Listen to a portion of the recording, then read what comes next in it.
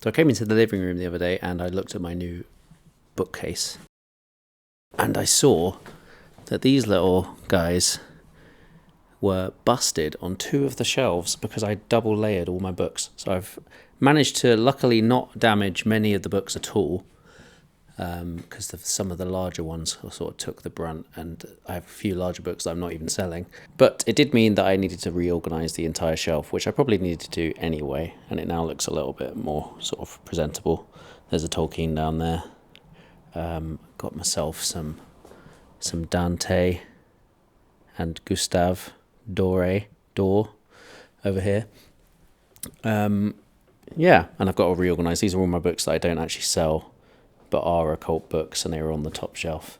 And I've got my Blake I need to sort out, and some various other bits and bobs. And the miniatures need to go somewhere. Here are the miniatures. Ideally, they would have their own little tiny bookcase. So I might try and do that with some woodworking. Anyway, as you can see from the title, that is not the topic of this video. This video, in true Halloween theme, is about sort of dark and interesting folklore that I've managed to find in some of the books for sale at foolsjourneybooks.com. And it is also the 100th video on the YouTube channel, including shorts. So that's a good milestone to have got to. Ideally, the 100th video was going to be the Abramelin ritual video that I'm working on, and I've got a load of notes and stuff that I'm working through at the moment, and I'm nearly finished getting all of the info from the actual Abramelin text that I need. So that video will be out soon, hopefully early next week. So look forward to that. But in the meantime, let's get into some dark and spooky folklore. So first up, we're going to be looking at some folklore of East Yorkshire from this lovely little hardback.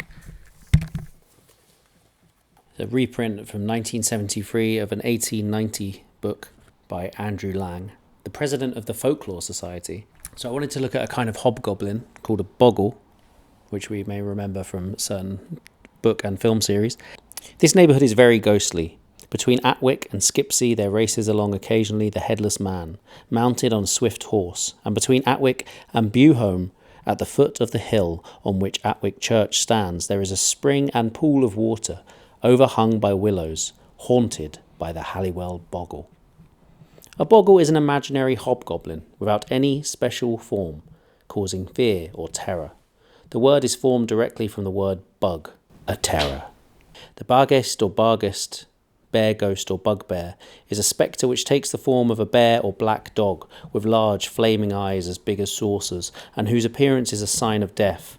Sometimes it howls at night round the house in which the fated person is. A whimwam is an imaginary hobgoblin of minor order, and is applied to anything which causes fright. Old Goggy is a sprite which has charge of the orchards, and children are afraid to go there after dark, for fear old Goggy shall get them. Between Frodingham and Foston is a headless man haunts the road. A boggle infesting Brigham Lane End, where 4 roads meet, is a white dog, known as Willie's Sled's dog. Willie Sled used to attend those who came to Brigham's sandpit, and as nearly every pit in Riding has its goblin, this one is named after him, who attended to the pit for so many years. So it seems a boggle is a sort of genre of hobgoblin based around it being a particularly terrifying kind of goblin.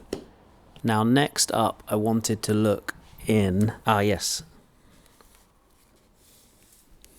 Borges' The Book of Imaginary Beings. And this is a first edition of the British copy, printed in 1970. Now, since we were talking of hobgoblins, let's have a look at gnomes. The gnomes are older than their name, which is Greek but which is unknown to the ancients, since it dates from the 16th century. Etymologists attribute it to the Swiss alchemist Paracelsus, in whose writings it appears for the first time. They are sprites of the earth and hills. Popular imagination pictures them as bearded dwarfs of rough and grotesque features. They wear tight-fitting brown clothes with monastic hoods. Like the griffins of Greece and the East and the dragons of Germanic lore, the gnomes watch over hidden treasures. Gnosis in Greek means knowledge, and Paracelsus may have called them gnomes because they know the exact places where precious metals are to be found. Now, I do have a nice little Paracelsus biography here. Paracelsus, A Genius Amidst a Troubled World by Basilio del Tepnef. Really lovely little slim sort of hardback essay there, which has a map and detailing the journeys of Paracelsus around the world. But let's find another imaginary being to discuss on this All Hallows Eve. Seems fitting. Let's read The Eater of the Dead. There is a strange literary genre which spontaneously has sprung up in various lands and at various times. This is the manual for the guidance of the dead through the other world. Heaven and Hell by Swedenborg, the writings of the Gnostics, the Tibetan Bardo Tholdol, which according to Evan Wentz should be translated as Liberation by Hearing on the After-Death Plane, and the Egyptian Book of the Dead do not exhaust the possible examples. The similarities and differences of the latter two books have attracted the attention of esoteric scholarship. For us, let it be enough to recall that in the Tibetan manual, the other world is as illusory as this one, while to the Egyptians it has a real and objective existence. In both texts there is a judgment scene before a jury of deities, some with the heads of apes, in both a symbolic weighing of evil and good deeds. In the Book of the Dead, a heart and a feather are weighed against each other, the heart representing the conduct and conscience of the deceased, and the feather righteousness or truth. In the Bardo Tholdol, white pebbles and black pebbles are placed on either side of the balance. The Tibetans have demons or devils who lead the condemned to the place of purgation in the hell world. The Egyptians have a grim monster attending their wicked, the Eater of the Dead. The dead man swears not to have caused hunger or sorrow, not to have killed or to have made others kill for him, not to have stolen the food set aside for the dead, not to have used false weights, not to have taken the milk from a baby's mouth, not to have driven livestock from their pasturage, not to have netted the birds of the gods. If he lies, the 42 judges deliver him to the Eater, who has the head of a crocodile, the trunk of a lion, and the hinder parts of a hippopotamus. The Eater is assisted by another animal, Babai, of whom we know only that he is frightening, and that Plutarch identifies him with the Titan who fathered the Chimera. Now, the Jinn. Now, I do have a book on Jinn magic in my selection of books that aren't available in the bookshop. I've yet to crack it open, to be honest, because of all of the things that I've heard stories of, the Jinn seem one of the most sensitive of all the sort of spiritual beings that exist, and liable to be summoned a moment's notice just by simply reading of them. So let me read of them from this book instead. See how we get on. The Jinn. According to Muslim tradition, Allah created 3 different species of intelligent beings. Angels, who are made of light, Jinn, Jinni or Genie in the singular, who are made of fire, and men, who are made of earth. The Jinn were created of a black, smokeless fire some thousands of years before Adam, and consist of 5 orders. Among these orders we find good jinn and evil, male jinn and female. The cosmographer Al-Qaswini says that the jinn are aerial animals with transparent bodies which can assume various forms. At first they may show themselves as clouds or as huge undefined pillars. When their forms become condensed, they become visible, perhaps in the bulk of a man, a jackal, a wolf, a lion, a scorpion or a snake. Some are true believers, others heretics or atheists. The English Orientalist Edward William Lane writes that when jinn take the shape of human beings, they are sometimes of an enormously gigantic size, and if good, they are generally resplendently handsome, if evil, horribly hideous. They are also said to become invisible at pleasure by a rapid extension or rarefaction of the particles which compose them, when they may disappear into the air or earth through a solid cloud. The jinn often attain the lower heavens, where they overhear the conversations of angels about future events. This enables them to help wizards and soothsayers.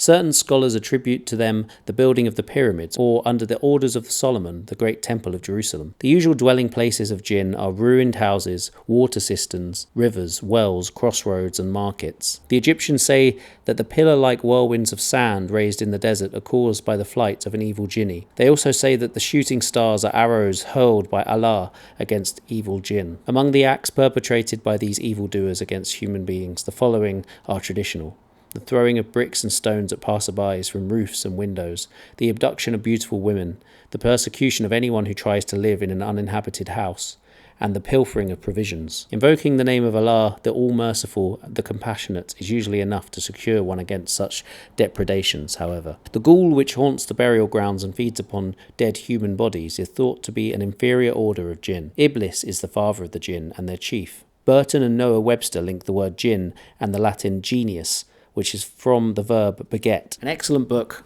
well worth having. Here William Woods in A History of the Devil is speaking of the graves of the sacrificed. Peat bogs contain certain humic acids that consume the bones but preserve the skin and hair of human beings buried in them. In the course of the past several decades, some 690 such bodies have fortuitously been uncovered. Most of them were dug up in the Schleswig and Jutland, but some have come from Holland, Ireland, Germany.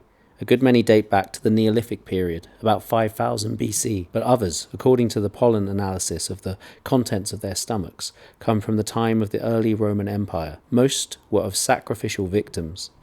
They had been imbued by purification with the divine spirits, and this in turn was released by their deaths to pour blessings on the community for which they died. How far they were chosen we do not know. If they struggled against fate or went willingly to their deaths can be no more than conjectured, though it is interesting and perhaps relevant to observe that many of them lie in the same position, left leg over right, right arm clenched to the chest, as did some of Charcot's patients when they were in a state of hysterical possession. There is some evidence, as we shall see in a moment, that they too were possessed, and felt within them an almost supernatural exaltation. To look at them is to look Iron Age man and woman in the face. There they lie, tall, generally fair-haired, most of them naked, but sometimes with clothing bundled up at their feet.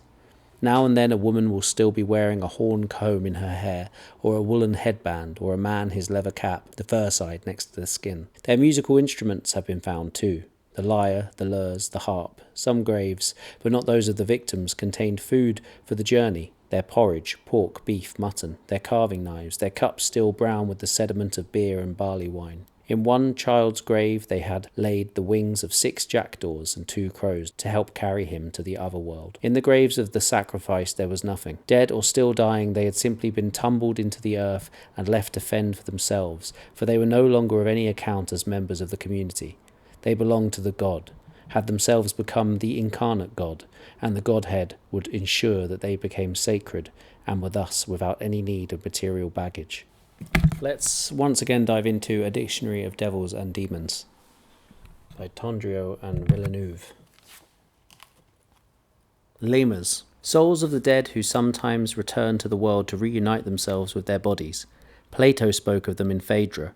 The Etruscans and the Romans thought that the lemurs attached themselves to the living in order to torment them. The Etruscans and the Romans tried to appease them by conducting strange ceremonies known as Lemuria, held every May. The father of a family would offer black beans to the demons because they appeared in the form of spectres or animals. Some occultists compared them incorrectly to vampires. I'm looking for spooky, fun, sort of Halloween-y things to read from the books, and I have found a few, but in a way I sort of struggle with this because to me, and I think generally, the occult is not a horrific thing and is not something that is entirely associated with death and the dead and the thinning of the veil and all that kind of stuff.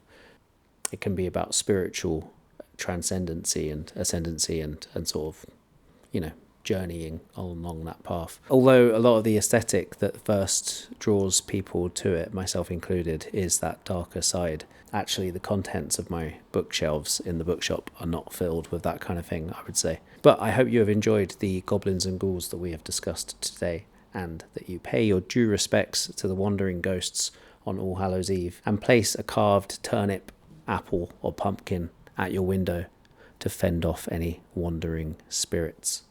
I wish you all the best. Happy Halloween.